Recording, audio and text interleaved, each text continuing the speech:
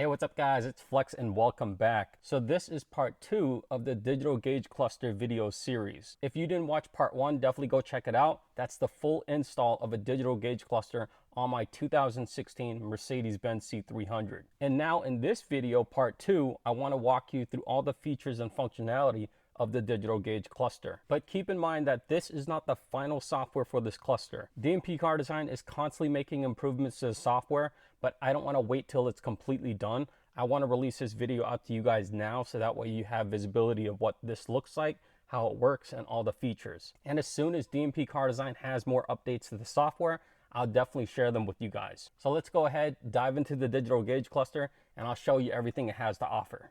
So before we start, the screen is actually crystal clear. Everything looks really good. My camera is just having a really hard time focusing on it, so it might look a little blurry. But I want to simulate getting into the car for the first time, so I'm going to unlock the car and open the car door. And now I'm going to turn on the car and start the car. So this is the main layout for my screen.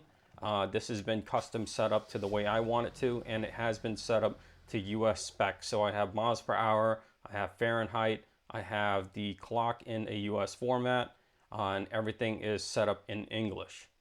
And on this screen or any screen within the cluster, if I open my car door, my trunk, or my hood, the car will actually show me what's open.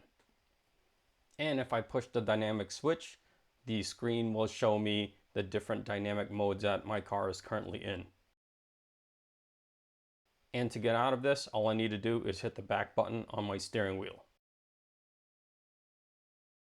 So before we take a really deep dive into the cluster, and it popped up a warning. So my battery is actually dying because I've been playing with the cluster without the engine started. So I'm just gonna bypass this for now and fix it later. To get into the menu to see all the functionalities, all I need to do is press the home button on the steering wheel, and here's the menu. And to navigate the menu, all I need to do is swipe down or swipe up, push down or push up, depending on your steering wheel, and I can navigate between the different functions. So right here we have trip, we have map, we have designs, we have phone, we have vehicle, we have media, we have drive assist, we have settings. This is really important. We have racing, and then we're back at trip. So let me take a dive into each of these in more detail. So let me hit OK. So within trip, it's essentially my mileage and all the different trips and miles per gallon. Nothing crazy here. Let me exit out of this by hitting return. Let's go to the next one. So in map, this is not the OEM map. This is Google Map or a map on the Android screen. I can actually port that over to this cluster. So I'll show you that in a future video, but that's what the map option would be for. It's for the Android map, not for the OEM Mercedes map. Okay, next, this is one of my favorites. So this is where I can customize the look of the gauges. So I'm in classic, but if I go to avant-garde, it slightly changes. It gives it a different look. Let's go to noble. So noble is super bright and super white. Kind of cool too. Next one is sports. So this gives it more of a technical looking feel. Really impressive. Next is soft. So this is if I'm driving at night and I just want it to be really dim. Nothing too crazy, not too much information. And then we have the last one, which is super sport. So in super sport, this is like race mode. It's really focused on the RPMs. And if you look to the left and to the right, I can customize whatever I want on those sides as well. So what I want to do next is I want to start the car and just give this a couple revs to show you what it looks like.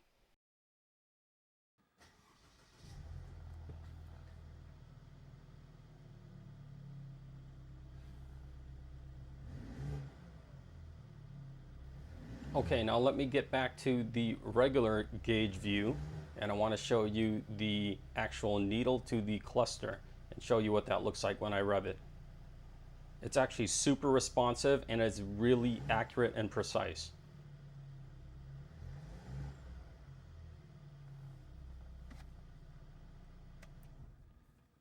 Okay, continue with the menu. Now we're in phone. Pretty straightforward. If I Bluetooth my phone, I can make calls from here. Let's go to vehicle. Vehicle, this is the maintenance. I can reset this by hitting OK anytime I want, and it'll alert me when it goes past the 10,000 mile mark. And if I go down, it'll show me any warnings. Right now I have the battery warning. And then if I go down, I also get the tire pressure. So it'll show all the tire pressures once I start driving with an image of a C-Class. Okay, so let's back out of this. And next is media. So this is Sirius radio, MP3s, anything that's USB that's plugged to the car. Right now it's in Sirius, and I can switch between all the different channels that I want, and I can select it from here, which is really cool, and I can change tracks as well. So let's back out of this. Next is drive assist. So I don't really have this feature in my car, so I don't really know what happens here. It doesn't really respond to anything I do, so it is what it is. Let's just go to the next function. So I'll get back to settings, but I want to go to racing first. So when I go to racing, this is similar to an AMG menu. I could see my oil temperature, I can see the engine temperature. The boost doesn't work because my car doesn't show boost. It has G-force, but my car doesn't have G-force, so this doesn't work. But if a car does have it, I assume it should work.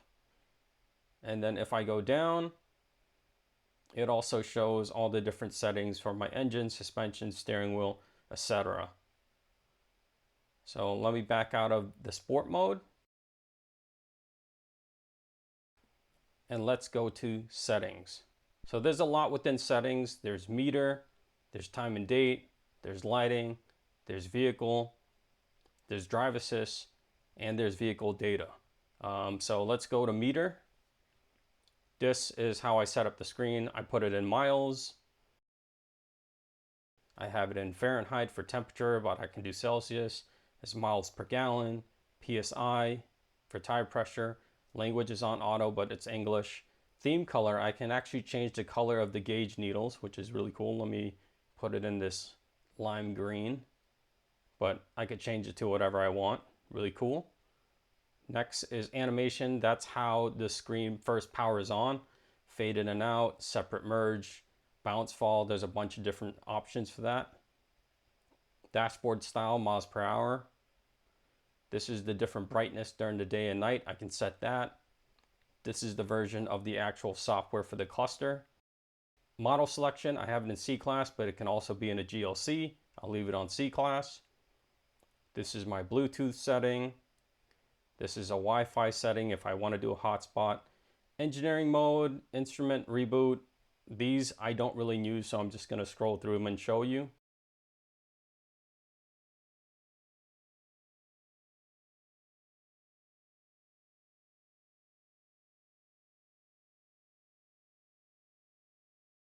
And now I'm back at the beginning, so let's back out. Okay, let's go to time and date. So I can set the time, I can set the date, I can put it in 12-hour or 24-hour mode, but I put mine to the US spec. Next is lighting. So these are specific if I had like the xenon lights that are smart intelligent. Since my car doesn't have them, they're actually halogens. None of these really apply, so they don't really work for my car. However, light malfunction will show me any check engine lights or warnings. Daytime running lights doesn't work for me. Okay, let's go to vehicle. This is just the sound for the door lock. And this I don't really use because it doesn't apply to me. Okay, drive assist. A bunch of these don't apply to my car, but if your car has it, you can definitely change the different options. So I'm just going to scroll these one by one just so you can see what's included in the screen.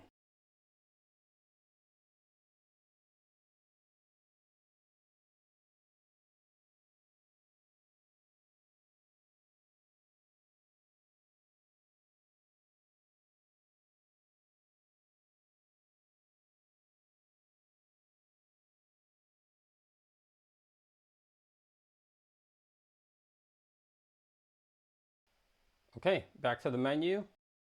Next is vehicle data. So this is my VIN number.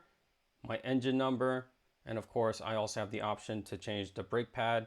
I can hit OK and actually do the brake release for the rear calipers, and it shows the voltage and current and temperature of my car. So yeah, let's get back to the main menu. And yeah, there's a lot of different features and functionalities to the screen. I think it covers everything that's included on one of the high specs Mercedes models. My car is pretty low spec, so a lot of these don't apply, but regardless, I've been driving with the screen and it's been amazing and it works really well.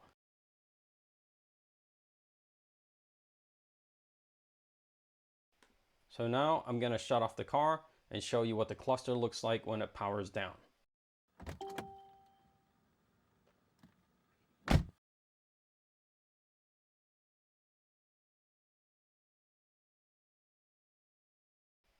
And there you have it. So there you have it, the digital gauge cluster from DMP Car Design. I hope you guys really like it because I really like it a lot. And as DMP Car Design rolls out more software updates, I'll definitely share them with you guys. Well, there you have it. I hope you guys enjoyed the video, and I'll see you next time.